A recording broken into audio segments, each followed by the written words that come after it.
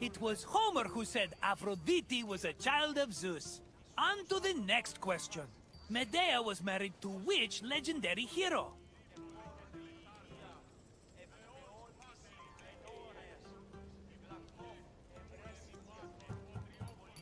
Yes, Medea was married to Iason, but after he left her for someone else, she resented him so much she murdered their children. But let's not talk about such depressing things. Instead, you can answer this last question. What was the name of Corinth's Acropolis?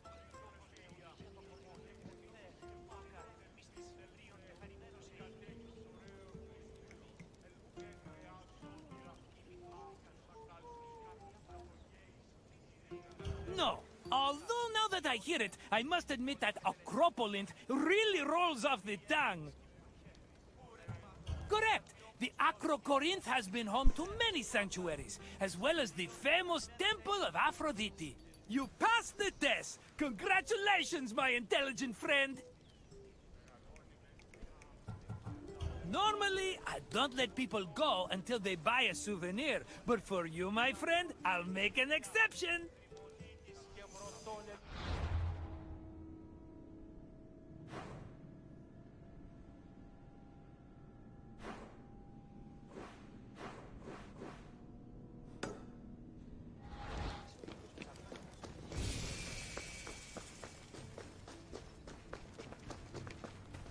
Η τραγωδία κινείται μεταξύ τριών βαθμίδων.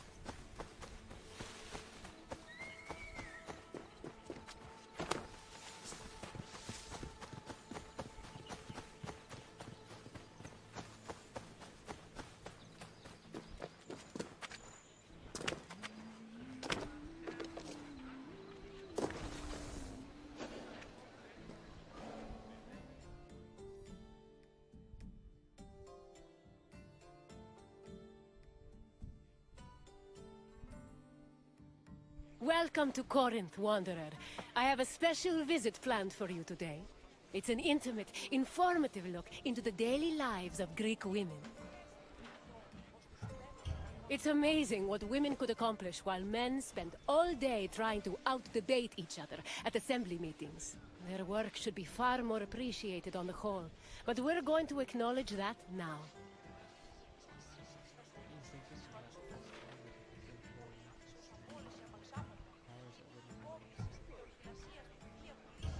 Corinth was one of the largest cities in ancient Greece. It had an estimated population of 90,000 in my times, and much of that population was made up of women. This tour will shine a light on those women, and look at how they lived on a day-to-day basis. Look for me when you're done with your visit, and we can discuss things further.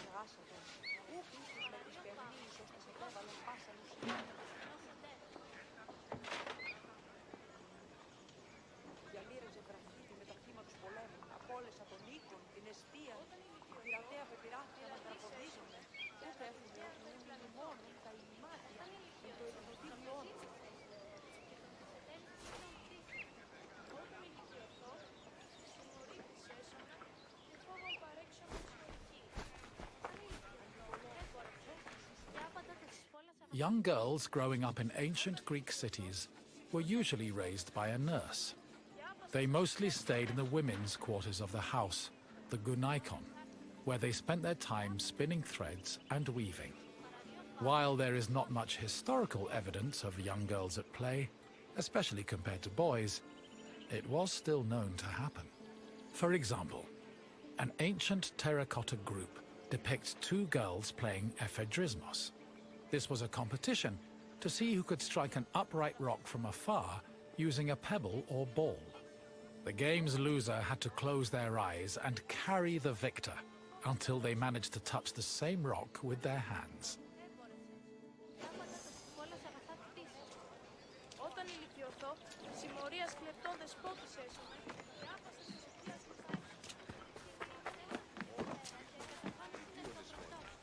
For a young Greek woman, marriage was the culmination of their induction into society. The average life expectancy for women was about 40 years, so most marriages took place when the bride was 14 or 15 years old. The marriage did not require her consent either. Instead, she was passed on from the protection of her father to that of her husband. Married women were not technically citizens at the time and lacked the rights that came with official citizenship. However, they did receive a dowry that only they were allowed to spend. But in the event of a failed marriage, the dowry was returned to the bride's father. After the marriage was consummated, the woman's status changed from being a maiden to a bride. She remained a bride until the birth of her first child, wherein she officially became a woman.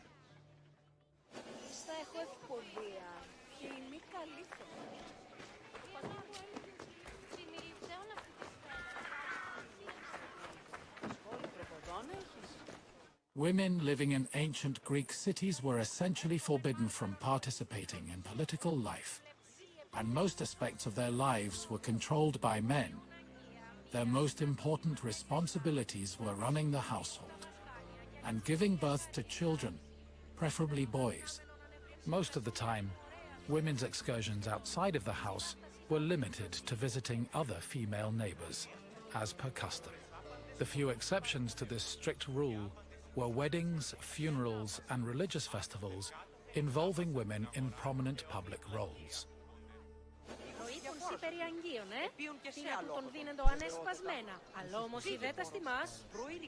Ίσως και δεινά οικιακά. Δεινάκια και ιδρύες ονειμένα εξ Ατλαντίδος ή εκ του προκτού σου ηλκισμένα.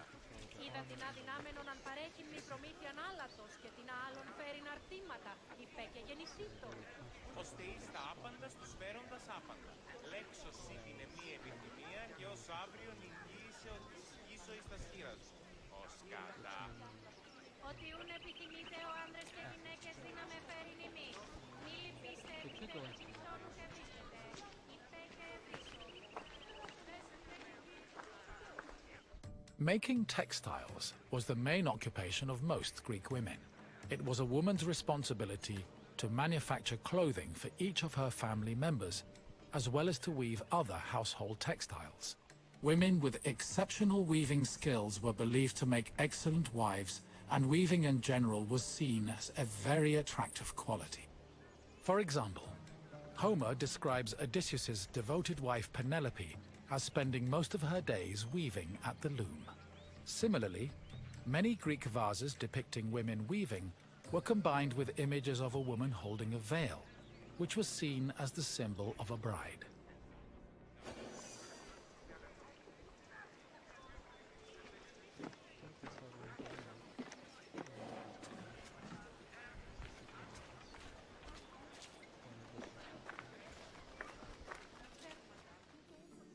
Ancient Greek women cooked in their house's kitchen area. However, since their cooking equipment was small and portable, they also sometimes prepared meals in the central courtyard. This was also where women performed other domestic activities, These activities were rarely seen by visiting men or passers-by, because the architecture of classical Greek houses facilitated the social norm that women should never be seen at work.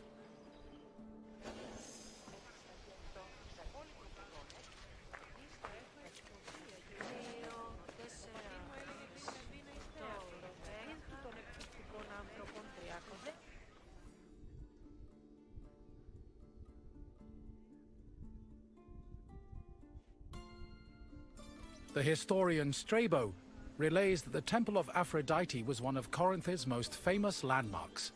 This was largely due to the temple's female patrons. These hetairai, as they were called, were donated to the goddess by both men and women. According to Strabo, the Temple of Aphrodite contributed greatly to Corinth's wealth. The hetairai were the temple's main attraction, and many visitors came to Corinth in search of their company, for which they spent frequently and frivolously.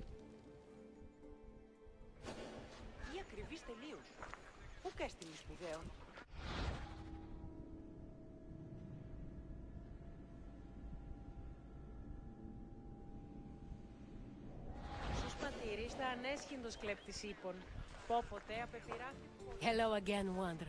I hope your visit was an interesting one. Greek women lived very restricted lives compared to men, but throughout it all, they held on to their strength and dignity. Is there anything else you'd like to do? Feeling up for a test? Excellent! Let's begin with an easier question. What was the name of the women's quarters in a Greek home?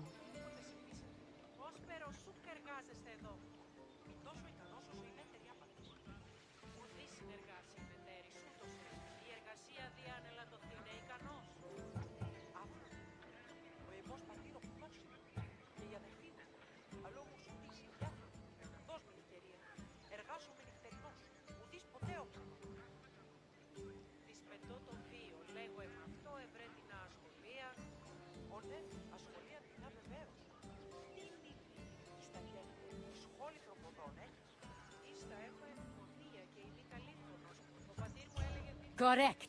The gynekon was where young girls spent their days weaving and spinning threads. On to the next question. The Corinthian temple said to employ the Hetera was dedicated to which god?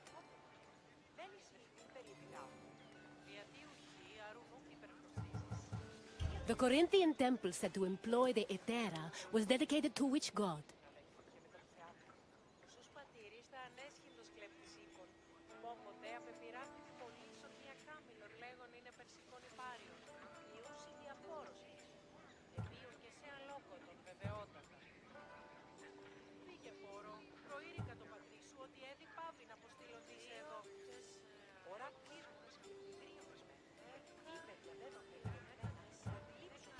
Correct. Aphrodite was the goddess of love and passion, so it's only fitting her temple served such an amorous purpose. We're almost done. Just one more question. What was the name of Odysseus' wife? Yes, Penelope was Odysseus' loyal wife, who kept at her weaving while waiting for her husband to return from war. You passed the test, Wanderer. Congratulations.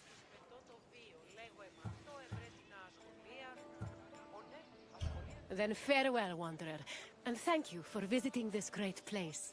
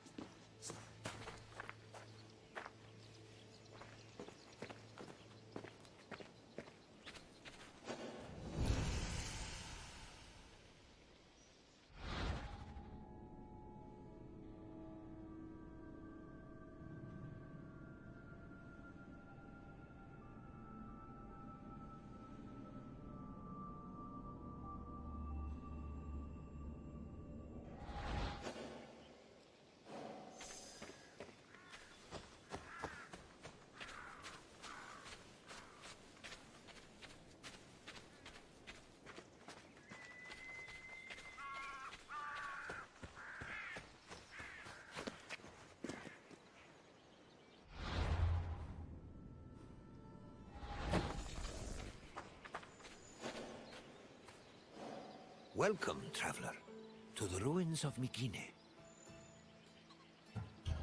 It is humbling to stand in the remnants of such a great civilization. Looking at these ruins, I am reminded that the past is never as far behind us as we think.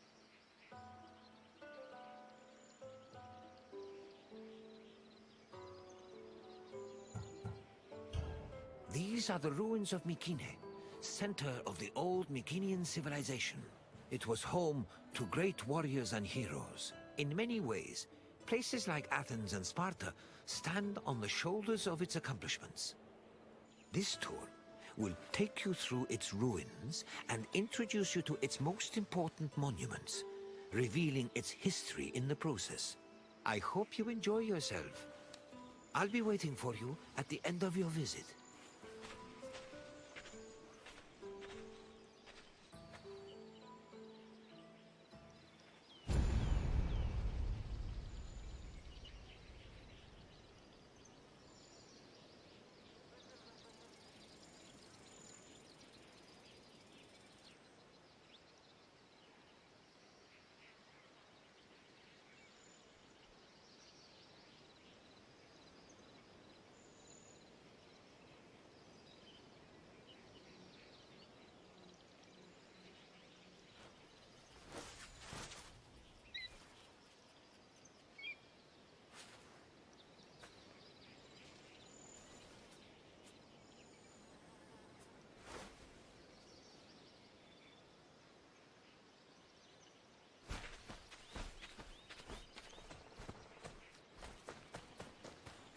The Mycenaean civilization flourished in the Late Bronze Age between 1600 and 1200 BCE. During this period, it was mainly located in the Peloponnese and central Greece. Mycenaeans were known for exploring distant lands. Notably, they battled the Hittite allied city of Walusa in a conflict that was believed to be the inspiration for Homer's Trojan War. But the Mycenaean people didn't only travel to fight. They learned much from their neighbors, the Minoans of Crete, such as how to write syllabic script on clay tablets. Such tablets provide evidence that Mycenaeans spoke an early form of Greek. They also tell of how great Mycenaean kings ruled over their warriors from opulent palaces in places like Mycenae, Thebes, and Knossos.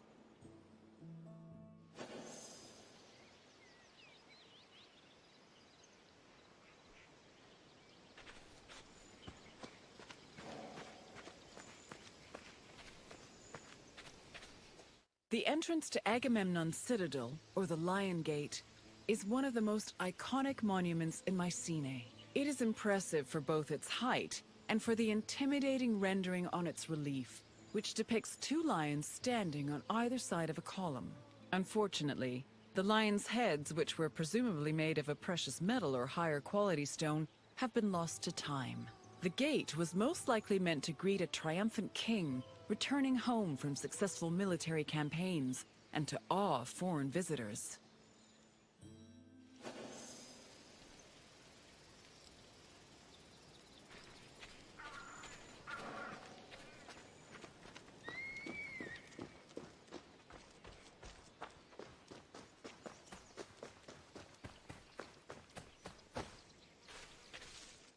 When these shafts were discovered by archaeologist Heinrich Schliemann in 1876, he believed the 6 gold-filled graves to be connected with the family of the great king Agamemnon, even going so far as to proclaim a gold mask he found within to be the death mask of Agamemnon. However, this was refuted by later excavations, which showed that the 19 bodies buried in the shafts dated back to a few hundred years before Agamemnon was even born. In fact, at the time of the body's burial, the Lion Gate and the citadel walls had not even been built yet. It's estimated that the people in the graves were members of the first Mycenaean dynasty. The graves later became a place of worship for Mycenaean kings, who raised walls to protect them. These walls helped preserve several incredible artifacts, including women's jewelry, death masks, and masterfully crafted weapons.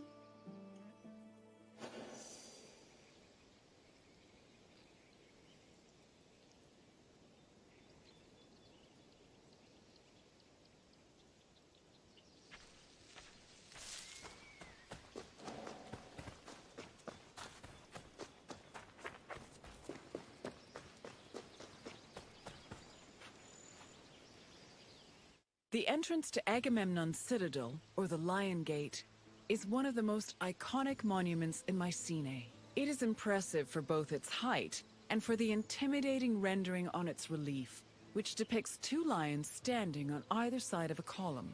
Unfortunately, the lions' heads, which were presumably made of a precious metal or higher quality stone, have been lost to time. The gate was most likely meant to greet a triumphant king returning home from successful military campaigns and to awe foreign visitors.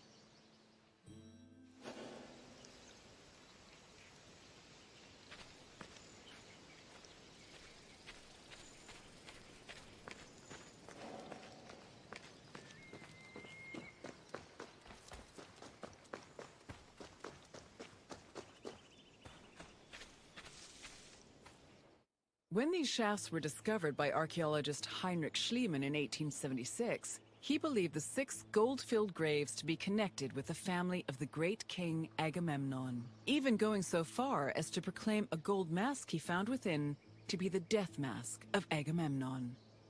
However, this was refuted by later excavations, which showed that the 19 bodies buried in the shafts dated back to a few hundred years before Agamemnon was even born.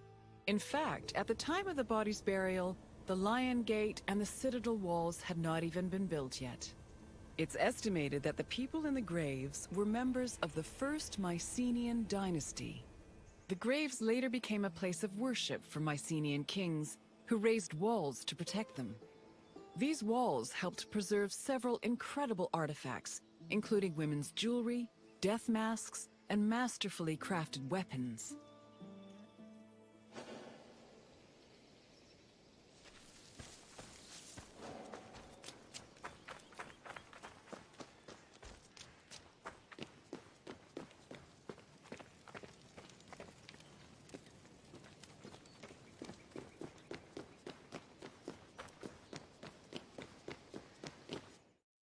By 1250 BCE, Mycenae was at the height of its power, and its living quarters and workshops were numerous. Houses were built everywhere, from the top of the palace's hill near the king's residence, to the slopes and terraces within the walls, to the nearby hills outside the citadel.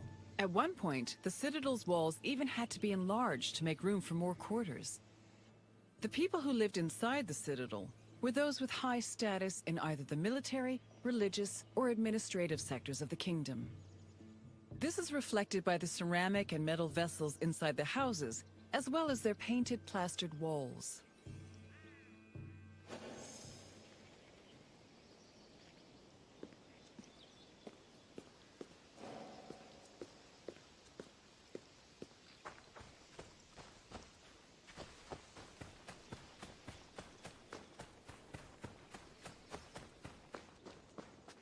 A traveler seeking an audience with the king would have first ascended a steep ramp from the Lion Gate to the citadel's summit. Here, they would have walked into the palatial complex through a grand entrance called the Propylon.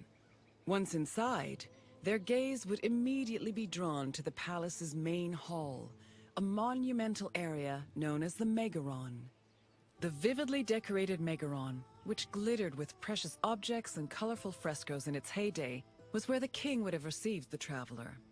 If the king was feeling generous, he would have shared with the visitor the palace's most marvelous feature, its commanding and majestic view, which stretched from the plain of Argolis to the gleaming Aegean Sea.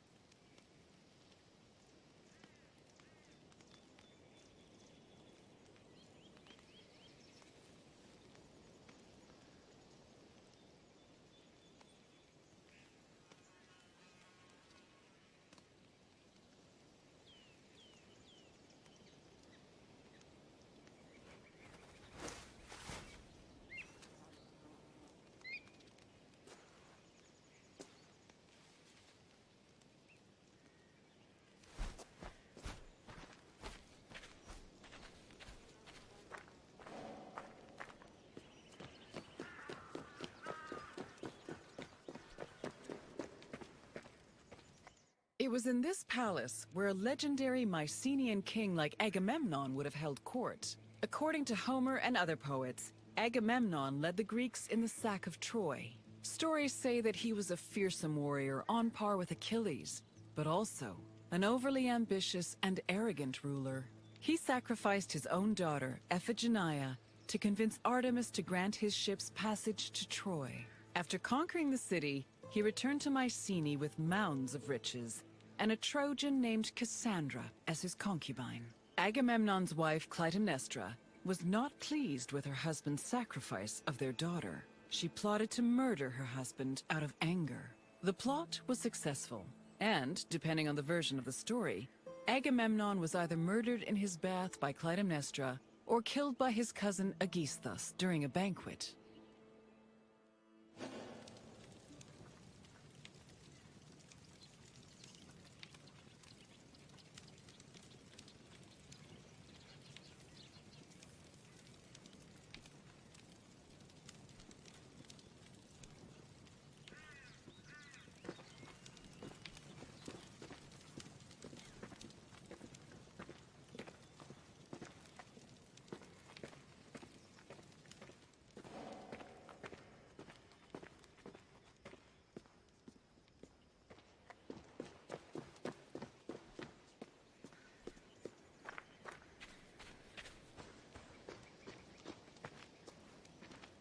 You've completed the tour. I trust it was an eye-opening experience. Though it did not last, Mycenae was a sort of precursor to what would eventually become the Greek civilization we know today. It's important we remember them, if only to avoid repeating their mistakes. Now, what else would you like to do?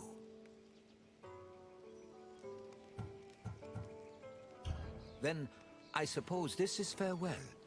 At least for now. Safe travels.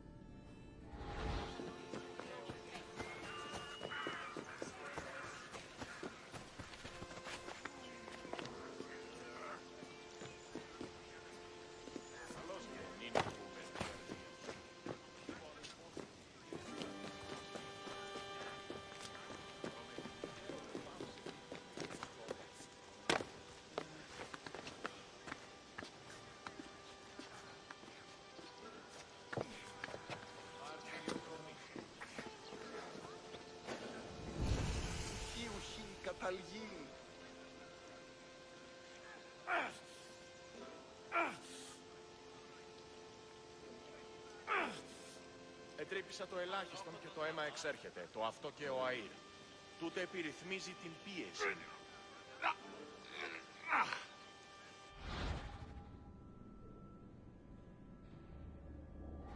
Ναι, αισθάνομαι διδέλτιο.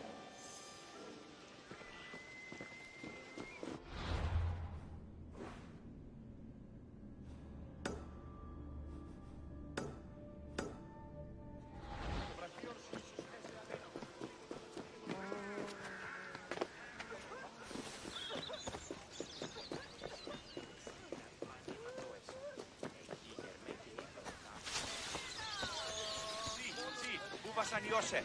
Διατάξω τους αλήθας δώσεις και ισχυρό.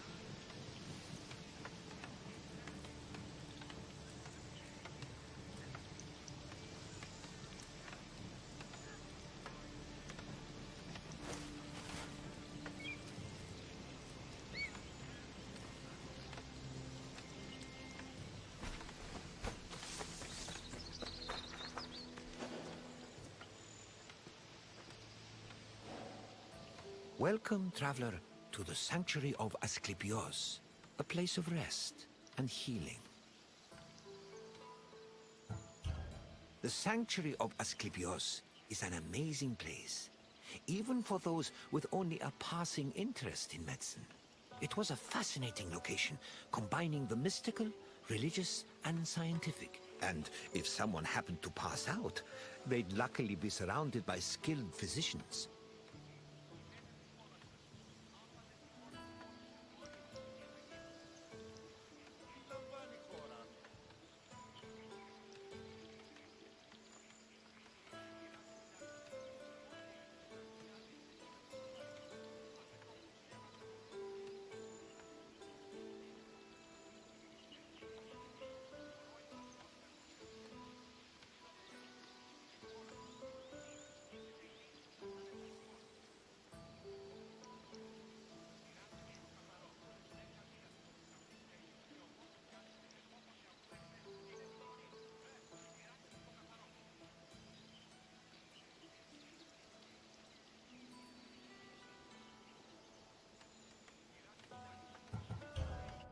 This is the sanctuary of Asclepios, the god of medicine.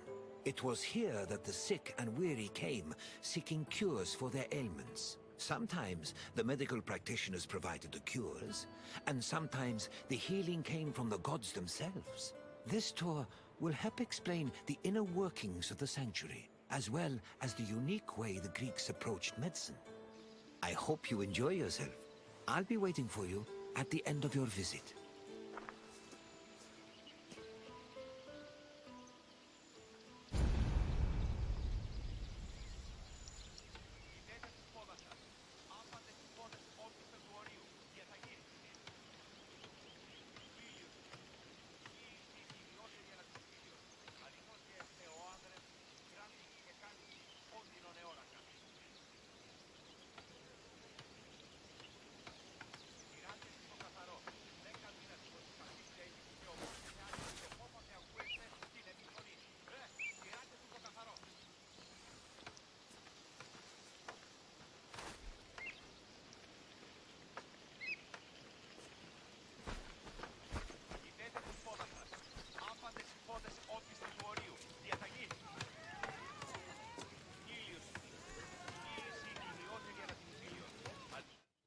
The ill and infirm came to this sanctuary to pray and offer sacrifices to Asclepios, the god of medicine.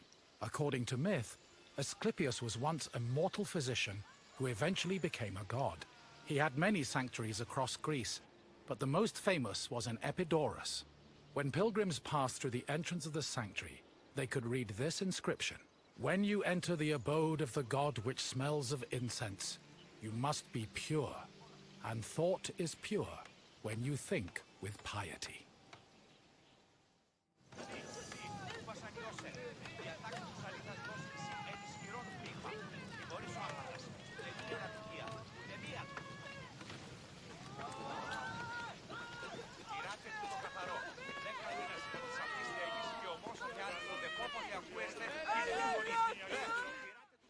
Medical steles constituted a sort of hub between medicine, religion, and the divine.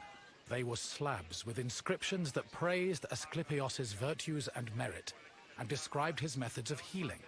The inscriptions relayed the dreams patients had within the abaton, one of the most important buildings in the sanctuary. The steles outlined the patient's name, their disease, and how they were cured by Asclepios. They were probably written by the sanctuary's priests, or at least under the priest's supervision. Asclepios was a complex deity. In addition to being a god, he was also a trained physician and disciple of the centaur Chiron.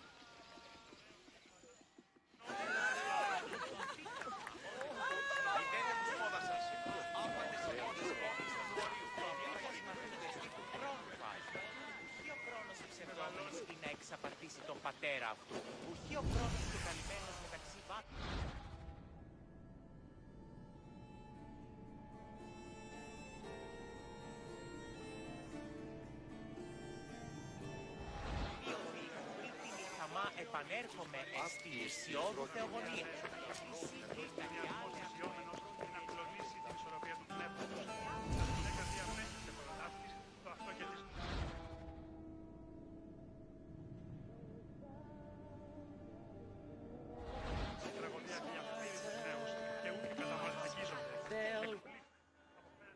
In ancient Greece, religion was inseparable from rites, processions, and sacrifices. This was no different in Epidaurus, and visitors to Asclepios' sanctuary needed to prepare themselves accordingly. Pilgrims cleaned themselves in order to be pure, then offered Asclepios food like honey cakes, cheesecakes, baked meats, and figs. The food was placed on the sanctuary's holy table, where it was presumably later taken by priests. After the preliminary offerings, visitors were allowed to enter the abaton, where they would hopefully encounter Asclepios in a dream. Medical steles also mention that healed patients sometimes gave additional offerings to Asclepios as thanks for being cured. Αποκρίνει την προαίρεση αυτού εν το ενδύματι της κατανεμωμένης ιστορίας. Τι είναι τούτο! Σατανικά ψευδολογήματα ανεφικτικών αφηγήσεων. Είναι ο τρόπος κατά προδίδωση του συμπολίτας αυτού. Τραγωδία ανέρεσης εστί. Εστιμιασμός μυτιόμενος είναι να κλονίσει την ισορροπία του πνεύματος. Τας γυναίκας καταδικαστέει μην ένδικη αξία το τραγωδοποιό. Τραγωδοποιός έστι κλέφτης για τον τραγωδία διαφθείρει τους νέους και ούτε καταμαλθακίζονται. Εκπλήσει, αποφέρεται το πυρί του ατόπου υποθάλποντης. Λέγει ιδέο άνθρωπος και ιδέ το δέον πράτη. Συνίσχει το κυταιόνο του γεών, Asclepios was originally born immortal and was the product of an affair between the god Apollo and a mortal, Coronis. Apollo killed Coronis after discovering she had been unfaithful and ordered her body burned on a funeral pyre.